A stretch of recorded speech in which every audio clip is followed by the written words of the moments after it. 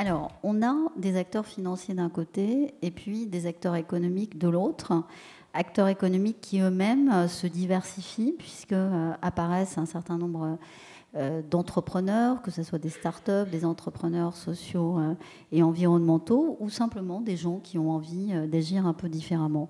Et la bonne nouvelle tout de même, c'est que l'ensemble de ces acteurs commencent à être alignés sur une vision, en tout cas sur un objectif assez similaire, qui consiste à penser que ça ne peut plus durer comme ça.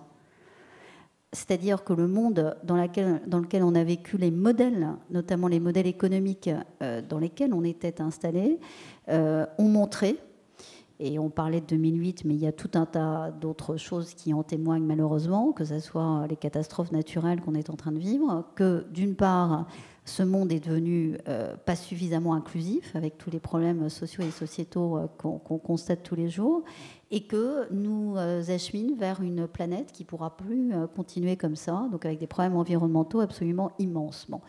Donc, si on refait un peu d'histoire, là, et c'est pour ça que je dis bonne nouvelle, c'est que cette prise de conscience-là, c'est-à-dire qu'il faut se mettre en mouvement, en transition pour aller ailleurs, autrement, elle est assez acquise. Et Anne-Catherine disait que le monde de la finance s'était mis en mouvement, effectivement fortement, notamment depuis la COP21, ou en tout cas où c'est devenu extrêmement tangible. Donc voilà, donc ça bouge. Et puis alors après, ça veut dire qu'il y a des nouvelles manières de faire, d'agir, qui sont en train de naître un peu partout. Il y en a des exemples, évidemment, maintenant à foison. Et se pose la question à la fois du financement de tout cela et surtout de l'émergence durable et à grande échelle d'une manière d'être un acteur économique différemment, c'est-à-dire responsable, c'est-à-dire faisant attention à son impact social, mais aussi à son impact environnemental et sociétal. Et c'est vrai que je me mobilise beaucoup sur cette question-là, qui au fond veut dire que la performance d'un acteur économique, si je prends mon cas Suez par exemple, n'est pas simplement une performance financière, et ça doit être dans le même temps une performance environnementale et sociale. Et ça, c'est pas facile, parce que ça, c'est de l'ordre de la révolution, que de se dire, ben voilà, quand je fais un contrat avec une collectivité locale, Le Havre ou une commune à côté, comment je peux faire en sorte que l'équation contractuelle sur, par exemple, le service de l'eau soit économiquement positive pour les deux parties, mais qu'en même temps, elle ait un impact sur l'environnement, c'est-à-dire que mon site, ma station d'assainissement ou ma station d'eau, elle émette moins de CO2 qu'avant. Et puis qu'en même temps, j'en profite pour faire accéder à l'emploi local des personnes qui étaient en difficulté pour en trouver. Qu'est-ce que je peux inventer dans le cadre de ce contrat qui permet ça, etc., etc. Ça, c'est une manière de faire extrêmement différente. Alors, je voudrais vous en donner quelques exemples, notamment celui de ce qu'on appelle maintenant les contrats à performance. Qu'est-ce que ça veut dire ça ? Ça veut dire que au lieu que je vende de l'eau, c'est-à-dire que je sois sur un modèle économique qui est fondé uniquement sur le volume, voilà, tant de mètres cubes, ou alors je vous traite tant de déchets, et j'essaye de trouver les indicateurs qui montrent qu'en faisant ça, je le fais de manière performante pour l'environnement. On vient avec Dijon, pour que ça soit concret pour vous, de signer un contrat vraiment d'un nouveau genre, qui est d'ailleurs un contrat passé avec la collectivité locale et d'autres acteurs que sont Bouygues, Capgemini et EDF, et qui consiste à proposer une gestion complètement transverse de l'ensemble des services publics de la ville, de manière à, lorsque l'on intervient dans une voirie pour une canalisation d'eau, on se dit qu'il faudrait peut-être profiter de ces travaux-là pour autre chose, du gaz par exemple, mais on ne fait pas 36 fois la même chose. Simplification administrative, etc., etc. Et dans ce contrat, la rémunération va poser sur les économies que nous allons faire à la ville en matière d'énergie, en matière d'émissions de gaz à effet de serre, en matière de rapidité d'intervention, etc. Et les économies générées par cette performance seront réinvesties dans le contrat lui-même, ce qui permettra de proposer des nouveaux services aux habitants. Voilà, c'est un exemple, c'est évidemment pas généralisé. Moi, je reste très modeste là-dessus parce que nous sommes dans cette période de transition où les choses sont en train d'expérimenter, mais pas encore complètement globalisées.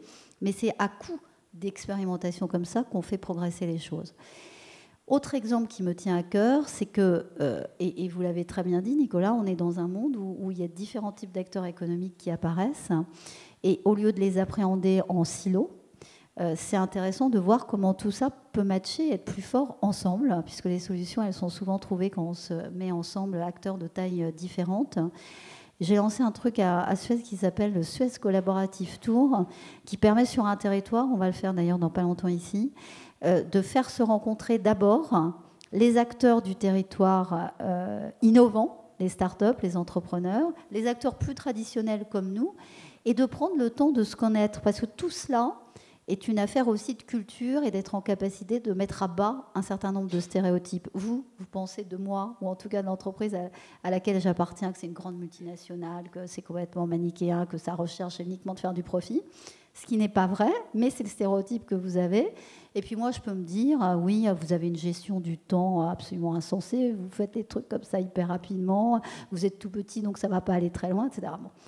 Et comment on fait pour mettre à mal ces stéréotypes, pour que les gens se connaissent et voilà, apprennent à comprendre que les valeurs qu'on avait, elles ne sont pas automatiquement universelles et qu'il y a des moyens de dialoguer différemment, et d'atterrir non pas simplement sur des prises de participation que Suez pourrait avoir dans les entreprises que vous avez décrites, c'est pas simplement ça, la logique n'est pas pour le coup, il me semble, capitalistique seulement, mais partenariale. Comment je peux aller voir la collectivité du Havre avec vous et dire, écoutez, voilà ce qu'on vous propose. On a des compétences différentes, mais tous les deux, on va pouvoir faire quelque chose qui est un peu plus massifié, et on vient à deux vous proposer quelque chose. Voilà. Et ça marche comme ça. On a créé plein d'offres en partenariat avec des startups, notamment pour construire des micro-stations d'assainissement dans des écoquartiers, etc., etc.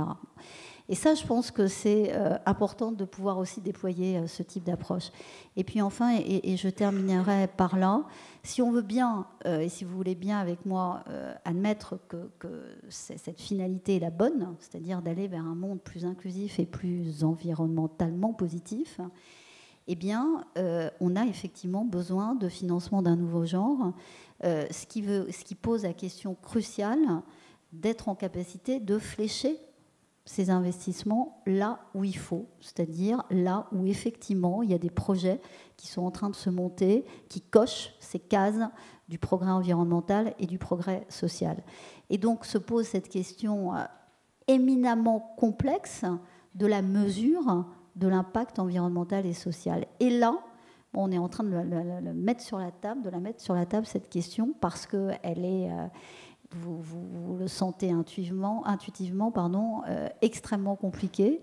Si je me base uniquement sur les émissions de carbone, par exemple, quand je mesure ça, je le mesure par rapport à quelle date, je le mesure sur quel périmètre, est-ce que je mesure le fait que j'en émets moins en prenant en compte tout le cycle du produit dont je mesure les émissions de gaz à effet de serre, c'est-à-dire celles qui ont été émises au moment de leur fabrication et pas simplement de leur exploitation, etc., etc.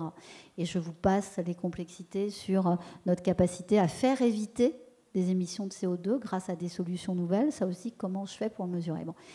Donc là-dessus, on a absolument besoin d'abord de travailler plus.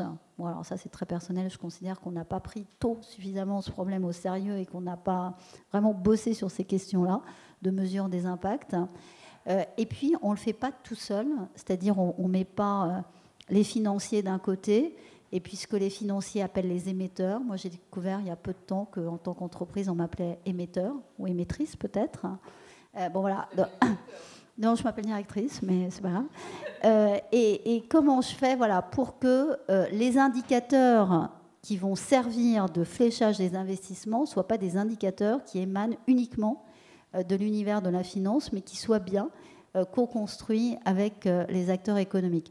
Voilà, c'est juste pour faire un peu de prospective, et c'est un sujet qui va arriver. Merci beaucoup, Hélène.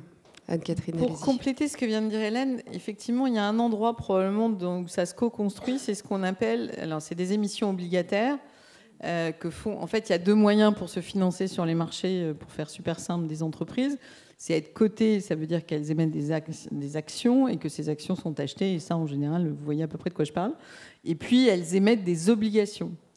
Qui n'ont pas les mêmes, c'est pas le même type de fonctionnement, et en particulier c'est en général un fonctionnement qui peut être assez moyen long terme et qui est l'un des principaux moyens de financer leurs gros investissements. Et en fait, c'est développé massivement ce qu'on appelle les green en bon français et les social. Alors les green sont vraiment très développés. On atteint un marché à l'échelle de la planète qui va être probablement dans les 100 milliards d'euros cette année. Et à 2020, on envisage des choses du type de 500 ou 600 milliards. Alors, juste pour vous donner une petite échelle, c'est jamais qu'une petite partie du marché obligataire qui est plutôt assez cosmique, mais on doit être à peu près 10%, je pense, du marché à l'heure actuelle, et on est parti vraiment à moins d'1%. C'est quoi ces objets? On est en plein dans ce genre de financement, et là, il y a une co-construction avec les émetteurs. Puisque là, ils sont vraiment en fait considérés comme émetteurs. Bah oui, parce que là, on est vraiment sur cette logique qui est de dire, en gros, vous avez d'un côté des investisseurs qui disent, moi, je veux mettre de l'argent, je veux bien acheter des obligations d'une entreprise, mais à condition qu'elles soient en capacité de m'expliquer quelles sont les caractéristiques environnementales que je vais acheter, ou quelles sont les caractéristiques sociales, quels indicateurs elles me donnent, et évidemment, c'est l'entreprise qui le donne pour que je sois sûr qu'au bout de 5, 10, 15 ans, j'ai bien délivré tant d'émissions de CO2 évitées, tel ou tel modèle. Et de la même façon, ça fonctionne aussi comme ça sur la notion de social. Et ça, c'est ce mouvement-là aujourd'hui, il est en train de prendre une ampleur énorme. Pourquoi ? Parce qu'en fait, c'est un des outils de transformation, parce on parle d'amplifier l'action des acteurs positifs sur le territoire. Ça veut d'abord dire que les modèles existants, ils doivent faire transition. C'est-à-dire que oui, on aura toujours, et la dynamique, elle est là sur la partie la plus prometteuse, qui est déjà orientée sur l'environnement, etc. Elle grandit, c'est très bien. Mais si on laisse les 95 ou 99 autres % en l'état de fonctionnement tel qu'ils sont aujourd'hui, alors, de toute façon, on a 6 degrés de réchauffement climatique et tous les autres problèmes que vous connaissez. Donc là, c'est vraiment, et c'est ça qui est très intéressant, et je ne vous raconte pas la bagarre, il y a des sujets autour de l'idée de demander sur tout le marché obligataire, finalement, un certain nombre de dire, bon, ok, vous levez de l'argent sur les marchés, mais pour faire quoi? Est-ce que c'est pour justement mettre votre entreprise sur le chemin de la transition? Ou si on prend très concrètement un exemple pétrolier au hasard, est-ce que c'est pour aller explorer les sables bitumineux au Canada? Ou est-ce que c'est pour racheter je ne sais quelle entreprise de solaire et donc de faire transition à votre échelle? C'est vraiment ce mouvement-là dont on parle. Et sur le social, c'est pareil. Et donc, cette mécanique financière abstraite, j'espère que je ne vous ai pas perdu en chemin, permet effectivement de poser les bonnes questions dans le dialogue qu'ont les investisseurs et les entreprises sur à quoi ça sert cet argent. Parce qu'en fait, c'est ça qu'il faut ramener dans le débat. C'est à quoi ça sert, quelle est la finalité, et évidemment, derrière, comment on mesure l'impact. Alors, je vous laisse le mot de la fin. Oui, merci, c'est beaucoup de responsabilité. Nicolas, il nous reste 1 minute pour faire un petit point, une petite conclusion. Enfin, sans vouloir conclure, c'est vrai que là je rebondis un peu ce que dit Anne-Catherine. C'est vrai je pense que si celui qui porte le projet, alors c'est l'émetteur, l'entrepreneur, le patron, que ce soit de Danone à la start-up, je pense que ça marche si celui qui est au cœur de l'entreprise a la conviction profonde que s'il veut être attractif pour les nouvelles générations, pouvoir le recruter, s'il veut pouvoir être profitable sur la durée. Je pense que l'appréciation, tu le disais, du temps, je pense que le social impact et le non-social impact, sur la durée, est convergent. Les entreprises sociales créent de la valeur, mais à terme. Le tout, c'est on peut demander du profit aux entreprises sociales, mais il faut attendre. C'est la durée qui fait converger les deux. Mais si Danone, le patron de start-up, ont la conviction profonde qu'il sera rentable sur la durée et qu'il apportera du positif à ses fournisseurs et qu'il a intérêt à avoir des fournisseurs solides à ses clients, à ses employés, eh bien, il va trouver l'impact social qui est au cœur de son modèle et ça sera plus naturel que si c'est uniquement imposé, et moi je suis investisseur, par l'investisseur, et que l'entrepreneur ou le dirigeant s'il dit attends, moi, là j'ai des bonds, là j'ai de l'argent à récupérer, là il faudrait que je trouve une façon de montrer que j'ai de l'impact social, donc comment je peux déguiser ma société pour bien faire monter mon cours de bourse et être dans les fonds. Je pense que vraiment il y a un impact déclencheur, mais la conviction elle doit être au plus profond de l'entrepreneur. Comme nous, on a des entrepreneurs qui viennent nous voir avec des audioprothèses à 200 €. Il dit, eux, c'est un fonds d'impact, on va leur vendre que grâce à ça, tous les gens pourront s'équiper pas cher. Ce qui est vrai, mais si sa conviction, in fine, il voit qu'il y a un monopole et que grâce à ça, il va pouvoir faire beaucoup d'argent, eh ben, la création d'impact social, à terme, sera limitée, sera plutôt au service de son profit et pas l'inverse. Et donc, c'est pour ça que je rebondis sur la nécessité de former les jeunes, mais si tu en es, de former les entrepreneurs, de dire, mais les plus belles sociétés, sans faire de publicité, quand un Danone se dit, moi, si j'arrive à trouver une économie autour du yaourt au Bangladesh très peu cher, qui peut être vendu par les gens autour et qui peut faire en sorte que les enfants soient bien nourris, j'aurais fait du positif, ça va motiver ça va donner du baume au cœur à tous mes employés Danone, surtout si je leur dis donnez vos expertises, aidez à construire ce projet. Et en plus, j'aurais avancé sur ma façon de faire du business, pas avec les 20% les plus riches, mais aussi les 80% les moins riches, en trouvant un équilibre où eux s'y retrouvent, nous on nous y retrouve, nos employés aussi, et par extension nos actionnaires. Bon, c'est pas une conclusion, mais c'était plutôt pour rebondir sur la... Merci à tous les trois pour ce débat passionnant. On pourrait rester des heures encore. Et je laisse la parole pour le prochain débat. Merci encore. Merci.